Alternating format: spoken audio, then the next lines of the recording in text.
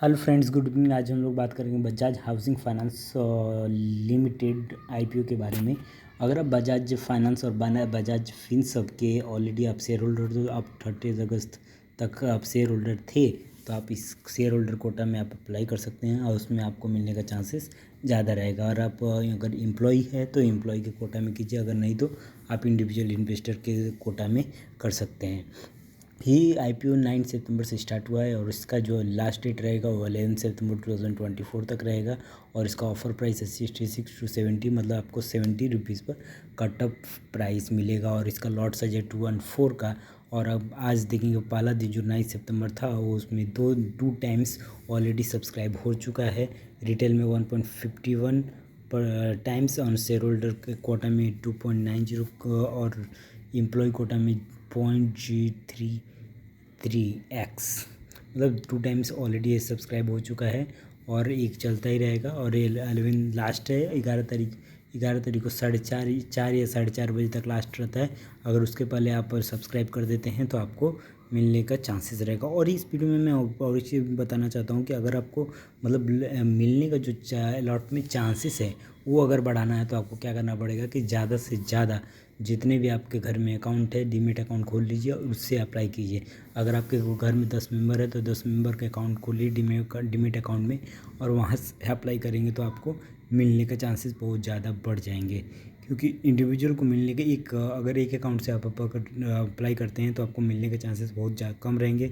या 2 या 3 4 5 या 10 अकाउंट से करेंगे तो आपको मिलने का चांसेस ज़्यादा रहेगा। और इसमें 22 आईपीओ में आपका पैसा डबल हो सकता है। जैसे देखेंगे प्रीमियम इंजीनियरिंग का जो आईपीओ था उसमें पैसा डबल से ट्रिपल हो गया। मतलब अगर 15,000 लगाया तो आपका वैल्यू जो हो गया 45,000 तक हो गया है।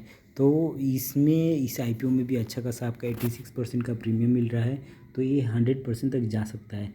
तो आपका जितना भी आपका जितना भी इन्वेस्टमेंट होगा 14,860 रुपीज़ समथिंग, तो उतना आपको पैसा मिल जाएगा। और आप अगर आप इस आईपीओ में बने रहना चाहते हैं तो आप इसमें बने रहिए और आप लॉन्ग टर्म के लिए इन्वेस्टमेंट कर सकते हैं। और ये अच्छा आईपीओ है। और आप अगर अपना पैसा निकालना चाहते हो तो जितना भी प्रॉफिट होता है, जितना प्रीमियम का आपका प्रॉफिट होता है वो उतना पैसा उसमें रहने दीजिए और बैलेंस पैसा आप विड्रॉ कर सकते हैं। तो इससे क्या होगा, आपका मतलब आपका इन्वेस्टमेंट भी हो जाएगा और आपका जो कैपिटल जो इन्वेस्टमेंट हुआ था वो वापस मिल जाएगा और आप वो पैसा दूसरे आईपीओ में लगा सकते हैं। और जो ये टोटल आईपीओ का साइज है 6560 करोड़। और फ्रेश इशू है 508,571,429 शेयर्स का। और ओएफएस है, ऑफर फॉर सेल है 428,571,429 शेयर्स का। और रिटेल में जो लॉट साइज आएगा 214 शेयर्स का। एचएनआई कैटेगरी में 2996 शेयर का। और बीएचएनआई कैटेगरी में 14,338 शेयर्स का। मतलब आप एचएनआई कैटेगरी में करेंगे तो दो लाख तक आपको लगेंगे। और बीएचएनआई कैटेगरी में लगेंगे तो 10,03,660 रुपीज़ लगेंगे। इसका जो लिस्टिंग है बीएससी और एनएससी दोनों पर है। और इसका लीड मैनेजर जो है Kotak Mahindra capital company limited, BofA securities India limited, Axis capital limited, Goldman सैक्स India securities private limited, SBI capital market limited, JM financial limited और लिफल सिक्योरिटीज़ लिमिटेड। रजिस्ट्रार जो है केफिन टेक्नोलॉजीज लिमिटेड ही है। और रिटेल का जो पर्सन है 35%, मतलब जो कि एक अच्छा कैटेगरी है। और इसमें आप रिटेल में अगर करते हैं तो अच्छा खासा आपको मिलने का चांसेस इसमें ज़्यादा है। तो अगर हम इसके पी रेशियो के बारे में बात करें तो 31.62 है।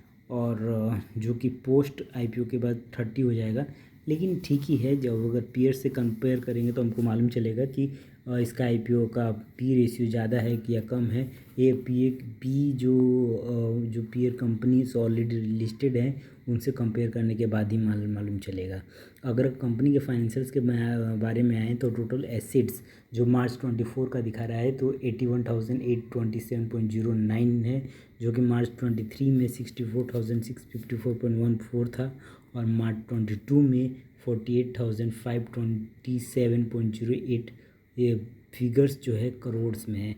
और रेवेन्यू भी देखेंगे तो 7617.71 मार्च 24 का, मार्च 23 का 5665.44 और मार्च 22 का 67.13 मार्च 22। और प्रॉफिट आफ्टर टैक्स देखेंगे तो 1731.22 जो था कि मार्च 24 में था, मार्च 23 में 1257.80 था और मार्च 22 में 790 रुपया 62 पैसा था। तो बजाज फाइनेंस का अगर पी रेशियो के बारे में बात करें तो पी रेशियो जो दूसरी कंपनीज़ के हैं, पी रेशियो 33 है। LIC हाउसिंग फाइनेंस का 7.81 है, PNB हाउसिंग का 15.9 है, होम फर्स्ट फाइनेंस का है 31.07। तो ये थोड़ा सा महंगा है। अगर LIC हाउसिंग फाइनेंस से आप कंपेयर करेंगे तो उसका सर्विस तो LIC फाइनेंस हाउसिंग का अच्छा है compare to Bajaj Housing Finance, लेकिन थोड़ा सा महंगा हो सकता है। लेकिन अगर आप इस इन्वेस्टमेंट अगर लिस्टिंग गेन के लिए कर रहे हैं तो आप उसी दिन पैसा लगाइए और लिस्टिंग दिन के जैसे ही आपका पैसा डबल होता है उसी दिन आप अपना पैसा विड्रॉ कर लीजिए। और जो भी अगर आप उसमें कंटिन्यू करना चाहते हैं तो आप जो भी प्रीमियम को पैसा उसमें इन्वेस्टेड रहने दीजिए और बैलेंस जो कैपिटल इन्वेस्टेड है वो पैसा विड्रॉ कर लीजिए।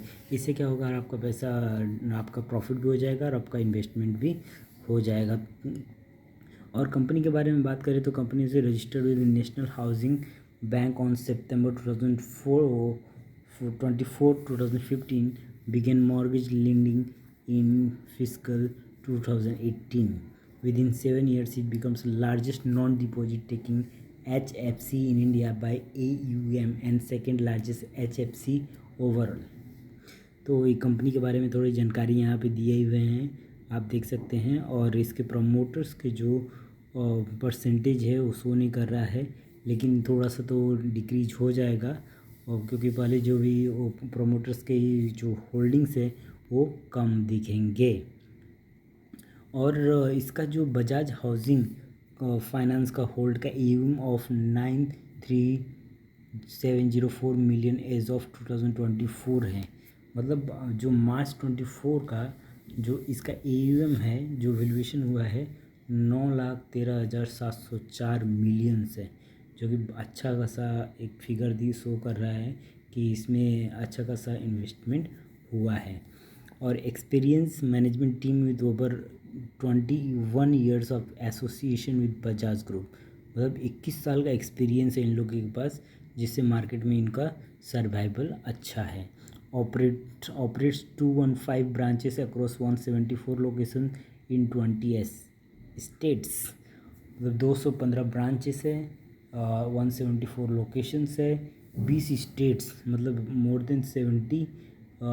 देन 66% का स्टेट्स में इंडिया में इनका ब्रांचेस है। तो आप कहीं भी इनका ब्रांचेस मिल जाएगा।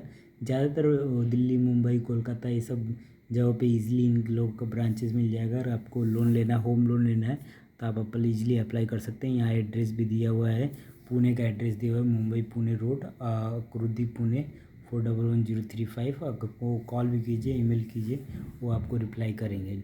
और इसका रजिस्टर जो है केफिन टेक्नोलॉजी लिमिटेड। अगर आपको इस IPO के बारे में कुछ जानकारी चाहिए तो आप मेरे कमेंट बॉक्स में कमेंट कर सकते हैं और पूछ सकते हैं, मैं आपको जवाब ज़रूर दूंगा। और आपको किसी और वीडियो के बारे में जानकारी चाहिए और कोई नया टॉपिक के बारे में वीडियो बनाना है तो आप मुझे कमेंट में बता सकते हैं, तो मैं उस टॉपिक पर भी वीडियो बना दूंगा। Thank you. इस वीडियो में इतना ही। और आप अगर मेरे चैनल पर नए हैं तो आप मेरे चैनल को सब्सक्राइब कीजिए, लाइक कीजिए और शेयर कीजिए। Thank you.